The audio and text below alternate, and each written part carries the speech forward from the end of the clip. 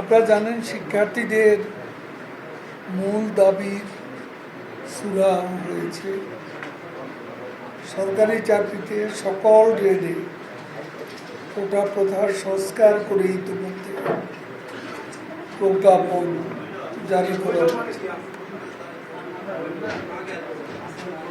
শিক্ষার্থীরা কোনো অবস্থাতেই সরকারের প্রতিপক্ষ নয়।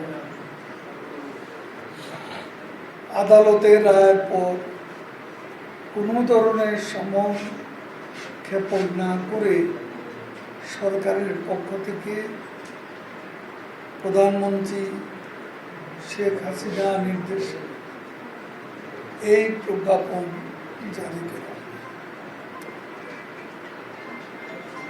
তারপরে একটি মহল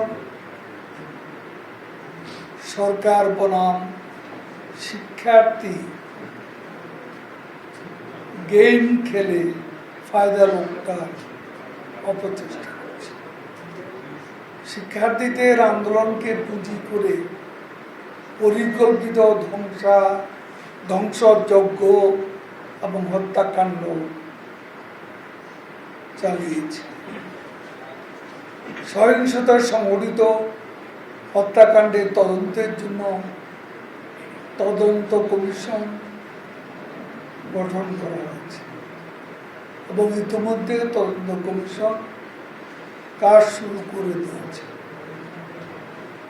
এমনকি এই ঘটনা তদন্তে জাতিসংঘ এবং অন্যান্য দেশের কাছে সরকারের পক্ষ থেকে সহযোগিতাও চাওয়া হয়েছে। প্রতিটি হত্যাকাণ্ডের সুষ্ঠু তদন্তে বিচার বিভাগীয় তদন্ত কমিশনের সদস্য সংখ্যা এবং আওতা বাড়ানো হয়েছে। এখন কমিশনে 3 জন বিচারপতিকে দায়িত্ব দেওয়া হয়েছে। এই সন্ত্রাস ও সহিংসতার ঘটনা নিহতদের পরিবারের প্রতি প্রধানমন্ত্রী দেশরত্ন শেখ হাসিনা গভীর সমবেদনা জ্ঞাপন করেছেন।